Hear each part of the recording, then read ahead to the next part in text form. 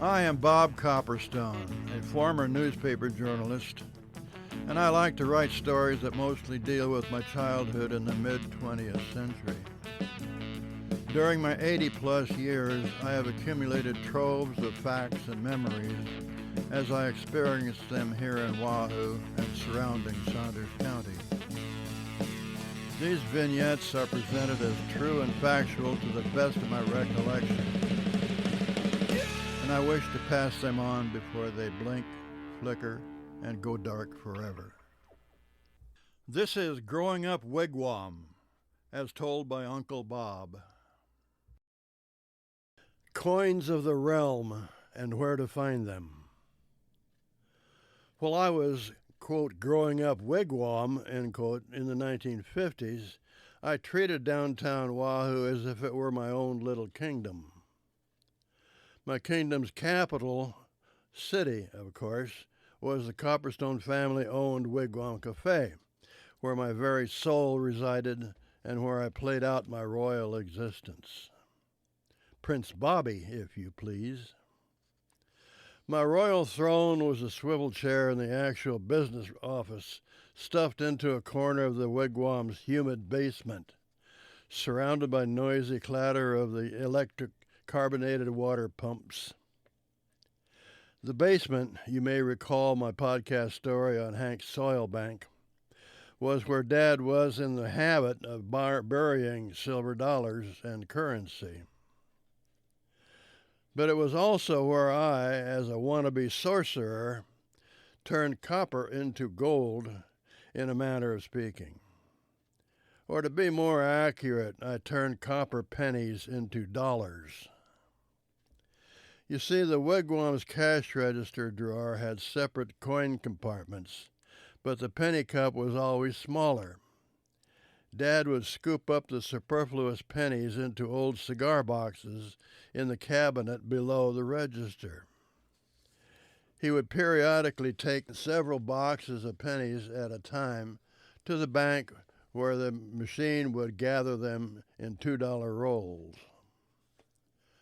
Fortunately, the 1950s and early 1960s marked the heyday of coin collecting, when there were plenty of old rare coins still in circulation, and before numismatics became big business and diminished the supply of unharvested loose change. The thousands of coins that passed through my hands over the years, 2 pennies stand out, and I still own them. A 1909 SVDB and a 1914 D. I also retained hundreds of other silver coins from my wigwam years. I keep them in a red cedar box that I made in high school shop class. In addition to my copper cent treasure load, my downtown Wahoo kingdom had a lesser, but nonetheless continual, source of pocket change. Downtown sidewalks at the time were broader toward the curb than they are now, in order to handle the increased pedestrian traffic. And many of the buildings had shops in the basements, with windows at ground level and bump outs into the sidewalks.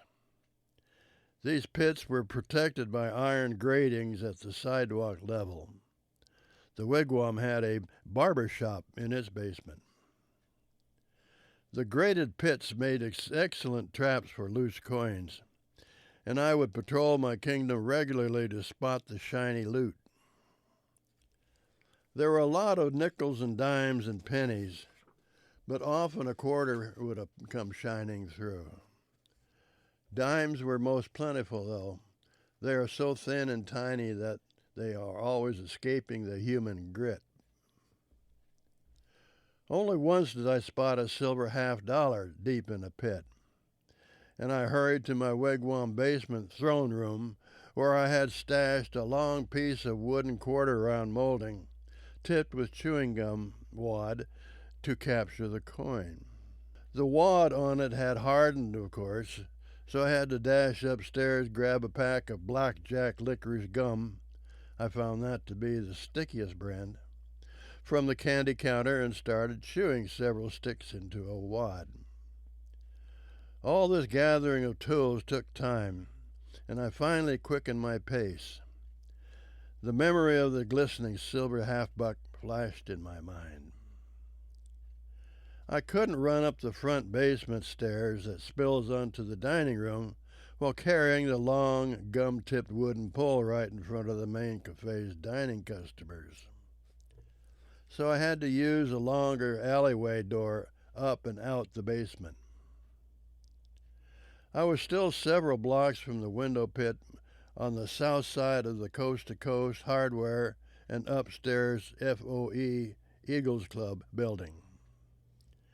When I turned the corner, I realized at once that I was too late. The coin was gone. Someone had beat me to it that day. I was heartsick, but there was nothing I could do about it. Yes, I saw it first. Yes, I was ready to do some spelunking for the treasure. And yes, in all fairness, they should have turned the coin over to me. But even in the realm that I fancied myself as in control, it's still a hard world out there, and I knew that my stuttering protests were to of no avail. I couldn't fight my way into possessing the wealth. I was too scrawny, and the kids that took it were older and bigger. I simply had to keep my eye on the payment. I hit the jackpot once.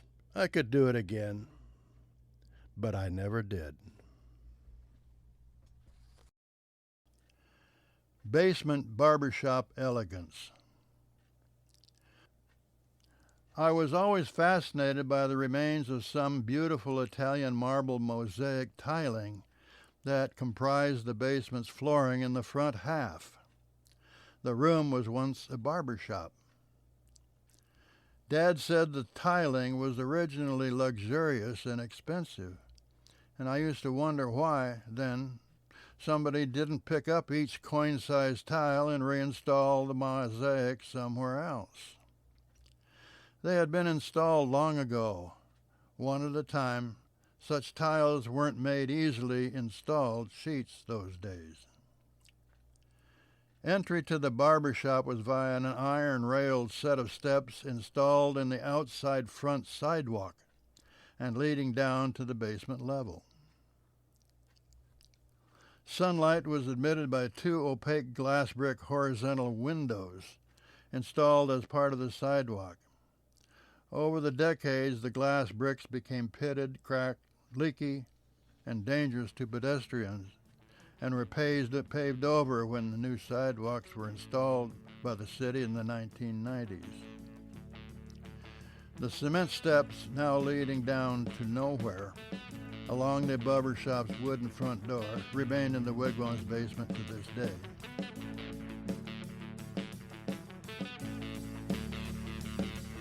To be continued. Growing Up Wigwam is written by Bob Copperstone and produced by Chris Beatty. Everything is recorded in lovely Wahoo, Nebraska. If you've enjoyed this and want some more stories about Uncle Bob and other things, please subscribe at chrisbeatty.com.